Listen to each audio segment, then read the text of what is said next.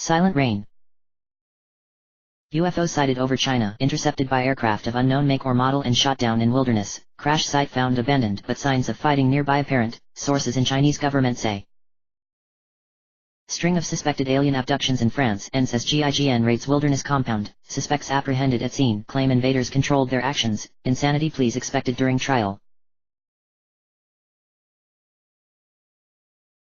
2:40, April 16, 2015, Skyranger hangar. David Bradford had never been one to consider lurking, but the longer he waited at the far side of the hangar the more he felt the term applied. He stood ramrod straight out of force of habit and perfectly still beside the door leading the command center with his eyes locked on the door leading to the access stairwell.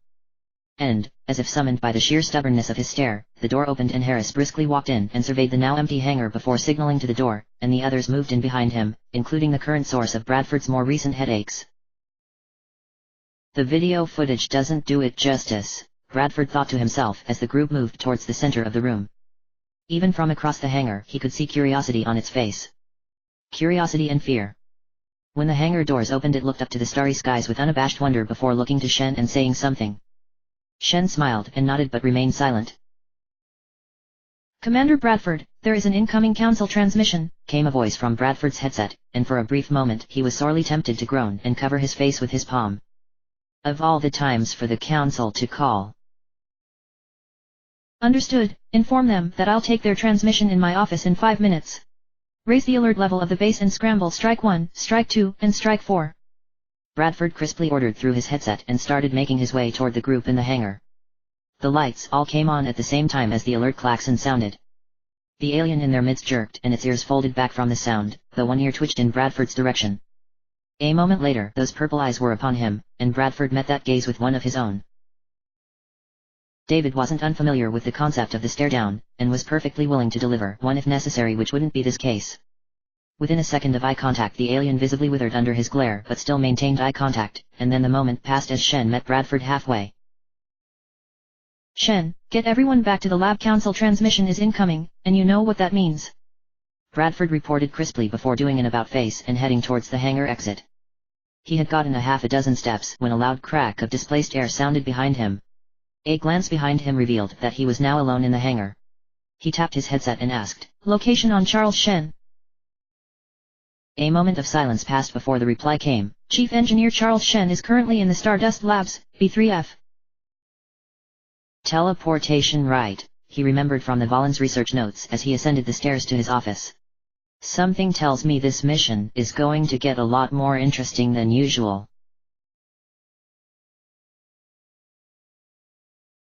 2:43, April 16, 2015, B3F corridor. Matt Lana started as the pair sprinted through the corridors. "I know, Lana," Matt replied as they rounded a corner and caught sight of the stairwell leading up into the barracks. "We have to let Fowler know about the situation." "And how would you explain the situation?" "So sorry, can't go with you on the mission because a pretty purple unicorn cast an unknown spell on us. She'll smack both of us if we tell her the truth, and Bradford will smack us again for telling the truth about what happened," Lana said, and her tone was missing her usual snark. "Damn it, she's right. And there's no time to come up with a plausible alternative. Damn it," Matt thought to himself. "All right, command decision. When we get to the armory, just follow my lead. If there's any trouble it's on me and not you." Lana didn't reply to that, and Matt couldn't look over his shoulder to see her expression as they hit the stairwell and bound up at 3 steps at a time. A quick exit from the stairwell and a few more turns brought the tardy pair to the armory, and they were greeted by the bustle of nearly a score of soldiers getting their kit sorted for the mission. Unfortunately, Matt and Lana's absence was not unnoticed. "I swear to God I'm going to put my boot up both their asses the next time I see them," Fowler seated as she plucked her rifle from the armory locker and proceeded to the depository to retrieve magazines for both it and her pistol. "Muster call is absolute, anyone who misses that gets on my personal shit list." Matt braced himself for the verbal thrashing as he stepped up to Fowler, but she pointedly ignored him and continued to rant, "In case you knuckle-draggers hadn't noticed, I'm in a bad mood, and the only thing that will get me out of that bad mood is the unlikely possibility that all of Strike 1 is miraculously on the Skyranger at the start of the operation." "Command decision time. If we don't suit up and meet them at the Skyranger, Strike 1 will be under strength for whatever the mission is. If we join them they'll be full strength, but we'll have to risk whatever Twilight's spell was. Matt's mind began to crunch the best and worst case scenarios, and made a decision. Lana, prep our armor and kit, I'll gather our guns and ammo, Matt hissed at Lana, and when she started to object, he turned back. This is on me, just do it. Strike 2 stacked up and filed out of the armory, followed by Strike 4, and through hours and hours of practice, Lana and Matt were able to get their kits together and join the end of the stack as Strike 1 departed for the hangar. Not one member of Strike 1 acknowledged their presence as they tabbed towards the Skyrangers. It seems we're persona non grata because of our late arrival. There will be hell to pay when we get back. The crew chiefs for the 3 Skyrangers waved each team to their respective ride. Strike 4 would launch first, followed by Strike 2, then Strike 1. Matt and Lana were the last in the stack to enter the Skyranger, but Fowler stood at the base of the ramp and glared towards the hangar entrance. The crew chief for the Skyranger ran up the ramp and began to check and recheck all the harnesses for the boarded members, but stopped just before he got to Lana and Matt and turned to the lieutenant on the ramp. Sir, we're leaving in 10 seconds. Get inside now. Fowler turned and headed back inside the Skyranger, her displeasure clearly apparent on her face. Is there a problem, sir? Lana asked tentatively, and Matt sucked in his breath. Please don't think she's being sarcastic. Please. The reaction from both Strike 1 and the crew chief was not what Matt expected. The soldiers sitting beside Lana and Matt would have jumped out of their seats if they weren't harnessed, while everyone else whipped around to stare at the two like they had just materialized out of thin air. The crew chief was the first to respond by checking their harnesses and heading back to the front of the craft, though he gave both soldiers a dubious expression while he did so. Fowler's reaction was to simply give the two a flat look before taking her seat and strapping into the harness. As the ramp closed and the Skyranger taxied to the launch pad, Matt gave Lana a silent look. What the hell was that about? Lana's only response was to shrug. 2:50, April 16, 2015, Mission Control. Bradford looked up at the massive holographic globe as he structured the briefing for the soldiers in his mind. I hate that we don't have more time to collect intel or brief the soldiers more than we do. Every mission feels like I'm throwing them into danger blind. The globe continued to lazily spin and Asia came to face the commander. His eyes quickly fell upon Hong Kong and again he had to resist the uneasy feeling the mission was giving him. He had always felt uneasy with the missions that XCOM routinely handled, but this particular assignment was making his insides roil. The door to the armory opened and the first of the strike teams made their way across the command center towards the hangar. That's Strike 2, McKenna, Bryant, Holiday, Beecham, Roland, Enderton and with Uther in command. Bradford nodded to the team and wished them luck as they passed, and the second team entered mission control. Strike 4, Halverson, Bootner, Green, Thacker, Amada, Rodriguez, Alvarez, and Payne in command. Again, Bradford nodded to this team and wished them luck.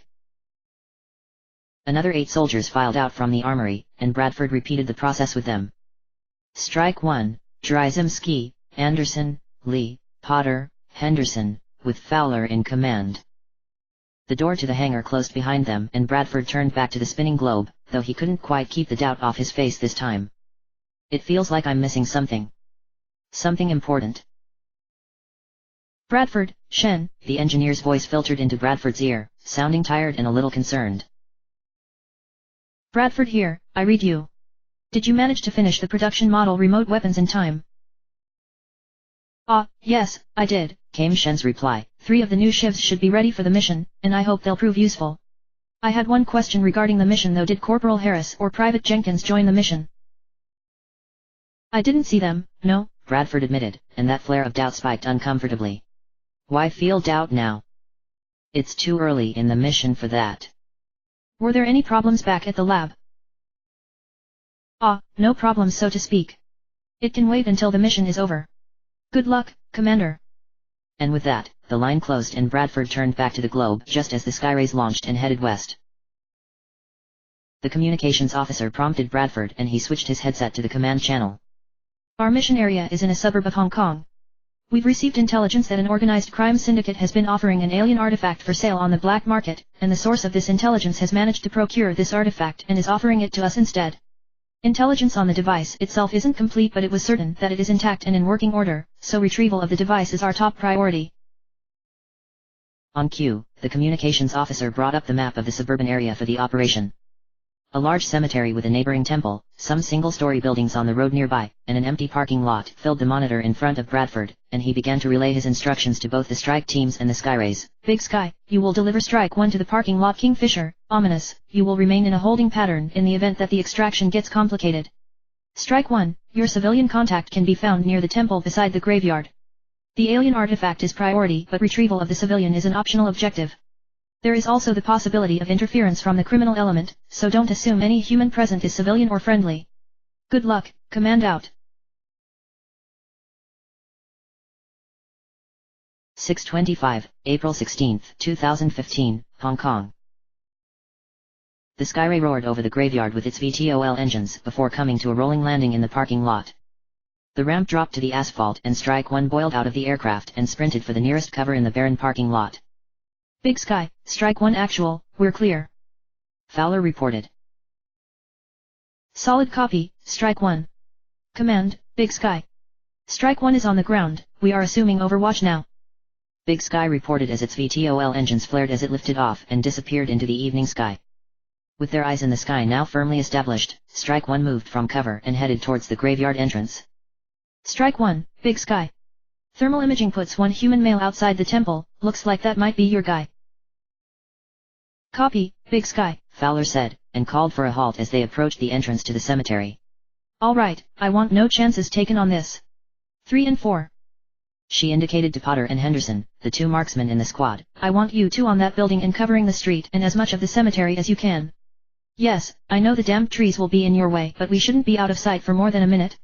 7, 8, I want you two camped out to cover the entrance of the cemetery. We absolutely cannot get bottled up here if it comes down to a fight. Lana and Matt nodded at their assignment.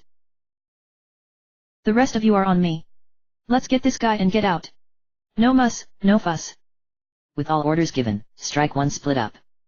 The marksman dashed across the deserted street and scrambled up the fire escape to the roof of the store across the street.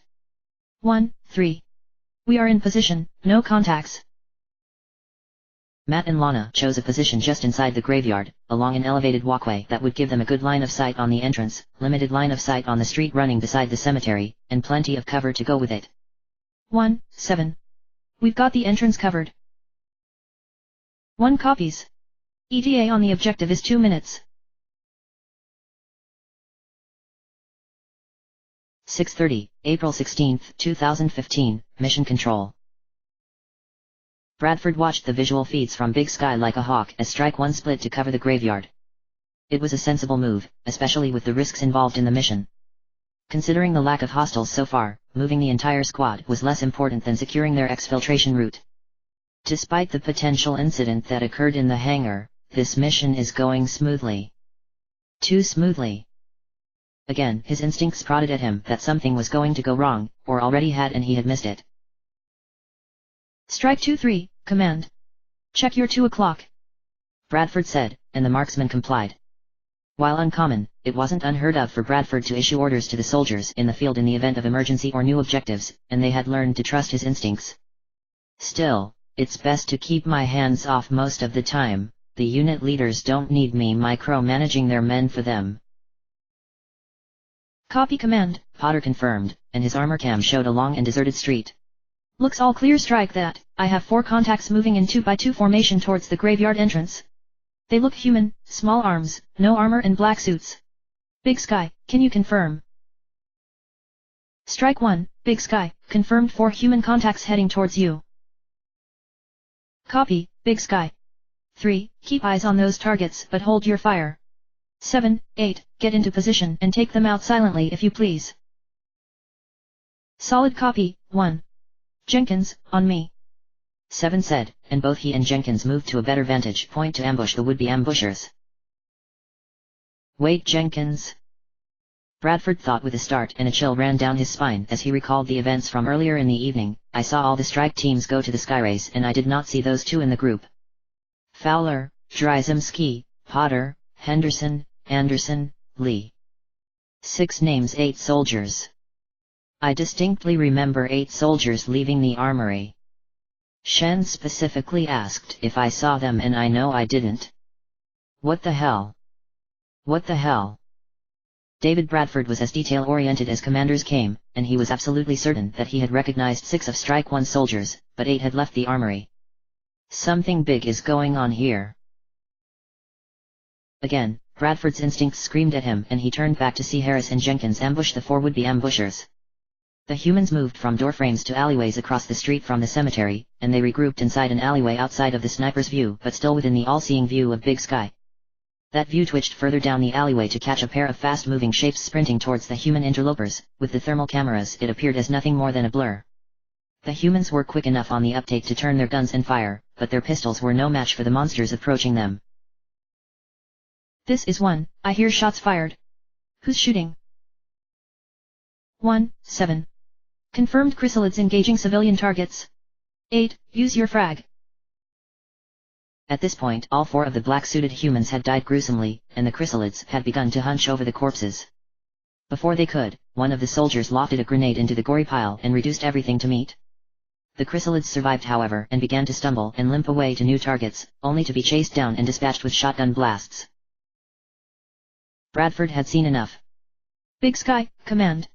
Start thermal scans in and around the temple, starting with neighboring blocks. Ominous and Kingfisher, deploy your packages and prepare for close air support. Strike 1, command. Get that asset and get out of there, now.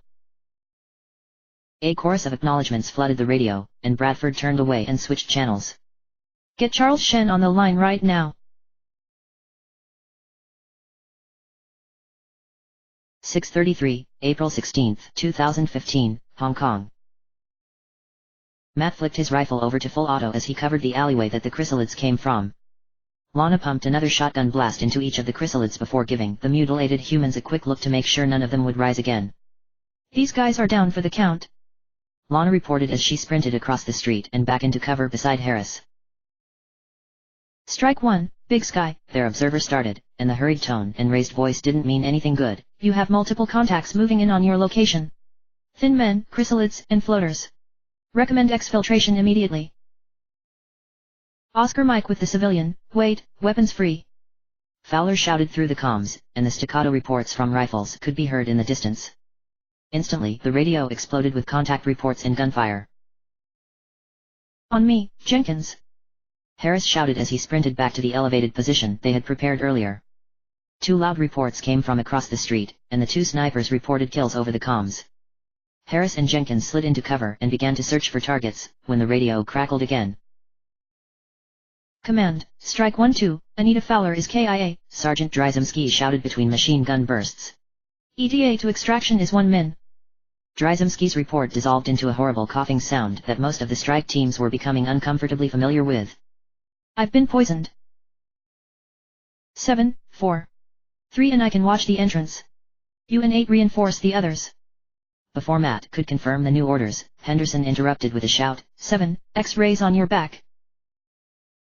Before either Harris or Jenkins could so much as react, a chrysalid bounded up the street side wall into their elevated position, barely 10 feet from their position and between the 2 soldiers.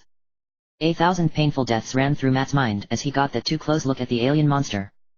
He had quite recently seen how fast they could run, and kill. Lana's shotgun could probably stop it. My rifle might on full auto, but neither of us can bring our weapons to bear before one of us dies. Matt thought, and a flood of anger filled him at that. Matt's anger at the situation turned into shock as the chrysalid sped up and leapt off the elevated walkway and into the graveyard without so much as looking at either soldier. A second chrysalid leapt up near where the first had and scuttled along the path and passed by Lana close enough for her to touch it, but completely ignored the 2 soldiers as the previous one did. A second passed, which seemed to stretch on into eternity before a trio of thin men added themselves to the mix, taking cover positions alongside Matt and Lana as though they weren't even there. We'll wonder what the hell is going on later, for now deal with the thin men. Can't use guns, they'll cough up poison, but... With practiced ease, Matt let the rifle hang from its sling and whipped out the arc thrower. 2 trigger pulls later and 2 of the thin men were down without so much as a fight. He turned to look at Lana only to see her flip her shotgun over into a barrel hold and execute a beautiful golf swing that connected with the last thin man's face and sent it tumbling over the railing and onto the lower level.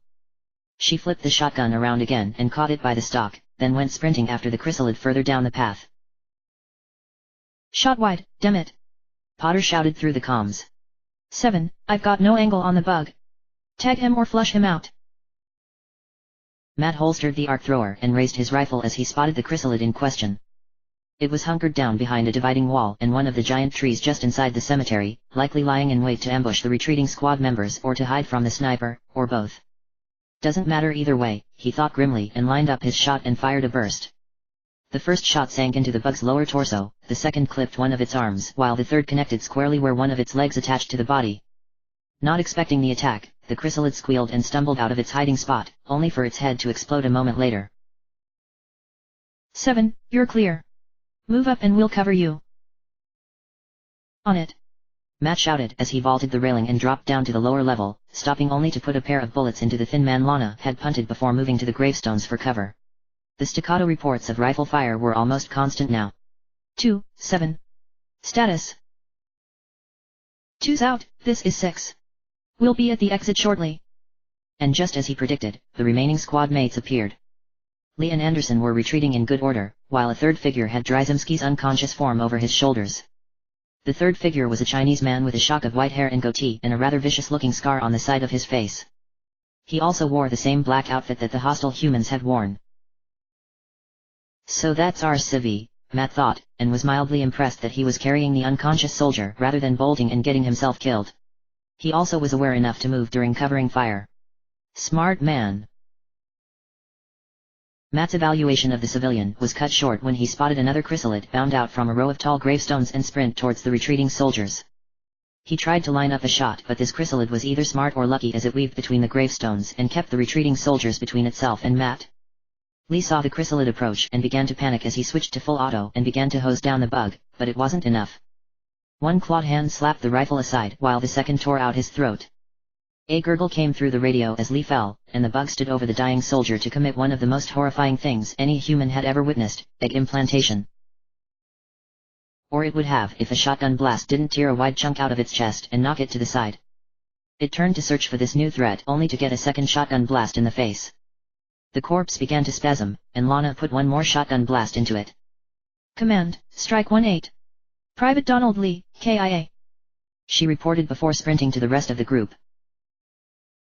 Damn it, Lana, stick to cover. Matt yelled as he turned to suppress a pair of thin men who appeared behind a tree to the group's right. Surprisingly, the thin men didn't fire a shot in her direction, instead directing their fire at Anderson and the civilian. One fell from a body shot by Matt, while the second was crowned by one of the snipers. Lana assumed Lee's place in covering the retreat as best she could with her shotgun while Matt continued to take shots with his rifle from his position at the gate. Anderson, Jenkins, and the civilian regrouped for one last push, when the worst of all possible scenarios occurred. It was purely by chance that Matt saw the flicker of movement as the floater ascended above them, and a thrill of horror went through him as he saw it toss a grenade. Matt's eyes traced the trajectory of the grenade and realized it was going to land between the retreating soldiers and himself. Lana must have noticed it too as the group started to sprint towards the gate. Despite the increased speed, there was no way that any of them would survive the blast. No. I will not let this happen again. Matt's mind screamed as he leapt from cover. He moved without conscious thought as he charged for where he expected the grenade to land. The grenade landed and bounced once, at just the right height for Matt to turn his sprint into one massive kick. His boot connected with the grenade just as the retreating soldiers passed him by.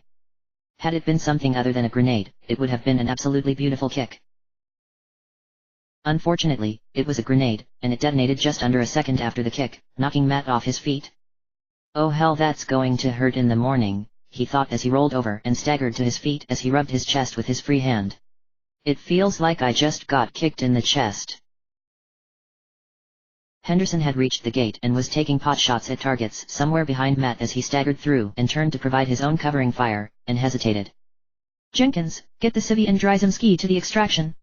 We'll buy you time. Matt's tone brooked no argument, and Lana offered none as she pushed the civilian into action. Command, Strike 1-7, objective is approaching the extraction zone but we are in danger of being overrun. Requesting close air support, danger close. Matt shouted into his comms as he raised his rifle and fired off a trio of shots at the pack of aliens rushing their position. The dreaded sound of his magazine running empty was offset by the chorus of replies through the radio. Big Sky copies, we are at extraction and retrieving the objective shortly. Ominous copies, fire mission danger close 10 seconds. Kingfisher copies, station keeping over the extraction zone. Strike 4 is engaging enemy reinforcements. Strike 2, can you assist? Strike 2 is 10 seconds from the graveyard, we'll try and intercept. Ship support is en route. The empty clip clattered to the cement and Matt brought a new one into place before signaling for Henderson to retreat. He then sprinted across the street and towards the parking lot. He had just rounded the corner of the block in time to see Big Sky land in the parking lot and a Shiv roll out followed by the Skyranger's crew chief with a rifle. Lana kept herself behind the civilian and Dryzemski's unconscious form until he was safely inside before sprinting back toward the fight. The Shiv quickly outpaced her and began to rattle off shots at distant targets.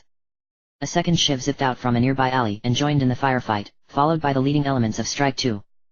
They waved the surviving elements of Strike 1 forward as they provided covering fire.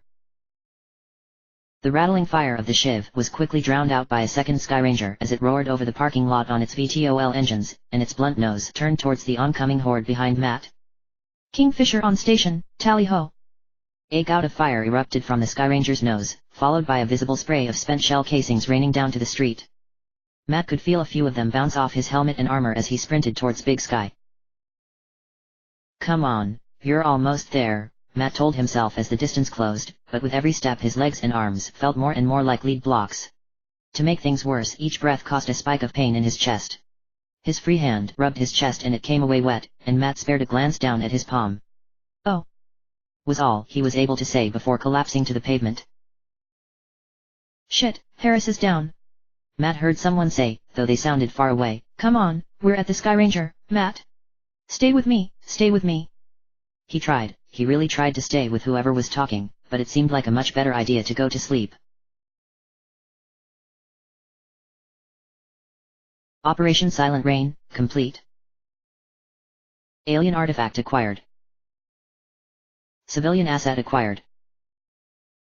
Strike 1 reports 2 KIA, 3 WIA. Strike 2 reports 0 KIA, 1 WIA. Strike 4 reports 0 KIA, 2 WIA. Recovery Team Inventory. Documented by Lieutenant Payne. Light Plasma Rifle, 2 total. Plasma Weapon Fragments. Thin Man Corpses, 32 total. Floater Corpses, 12 total. Chrysalid Corpses, 7 total. Thin Man Capture, 2 total. Operation Evaluation, good. Author's Notes. Supplemental information. The Council, a multinational organization that funds and directs the XCOM project in its strategic goals. While mostly uninvolved with the day-to-day operations of XCOM, their contributions ensure the smooth operations of the organization. Among their duties involves providing the vast majority of the income that keeps the organization running, scouting, and procuring new personnel as well as managing political fallout from operations. Any request forwarded by the Council is expected to be treated as the highest priority. Skyrangers. Skyrangers are supersonic troop and cargo carriers with stealth and VTOL capability to enable deployment of XCOM personnel anywhere in the world in a short amount of time with a minimal amount of exposure to local civilian or military personnel. Once troops are deployed, Skyrangers provide overwatch for the operation and close air support if necessary. Operational Doctrine. XCOM deploys troops in the field via Skyrangers in squads of 6 to 8 soldiers. Squad call sign is Strike followed by number. Deployed strike teams number from 1 to 9, and in the unlikely event that more than 9 squads are deployed, letters are used for the 10th squad and onward. Squad makeup can be tailored to the operation, but standard squad makeup consists of 4 riflemen and 4 specialists. Specialist roles include, but are not limited to, heavy weapons, marksmen, and demolitions experts. Shiv, Super Heavy Infantry Vehicle. A remote control weapons platform designed to provide fire support for field operations. Armed with a machine gun and armor plate, it is capable of providing significant amounts of firepower to any squad without putting the soldiers of the squad at risk. Shivs are also designed as a hard counter to aliens with the potential for mind control or mental attacks. Chrysalid implantation. While the appearance and bloodthirsty behavior of chrysalids is reason enough to fear them, it's their method of reproduction that inspires terror in the most hardened soldier. Chrysalids implant an egg in critically wounded or freshly killed victims that assumes control of their body while leaching nutrients from their bodies. Within 15 seconds of implantation, the victim becomes hostile to other human beings and will attempt violence against anyone who comes near. Within 45 seconds, the implanted egg has matured into a juvenile chrysalid, which then violently erupts from the body of the victim. Thin Man. The Thin Man is an alien infiltrator designed to mimic the appearance of a Caucasian human male wearing a blue suit and gold-rimmed glasses. Eyewitnesses to infiltration often describe feeling uneasy around thin men, that they felt something was off about them but were not able to place the source of that unease. Upon discovery of their nature, thin men display extreme acrobatic ability combined with a tremendous vertical leap which allows them to seek the high ground in almost every battle. Their most loaded ability is tied to their reptilian nature. They carry within them a liquid poison that becomes an aerosol upon contact with the open air. Thus far, this poison penetrates all forms of air filtration and proves fatal within hours if not treated immediately. End of chapter. Chapter end.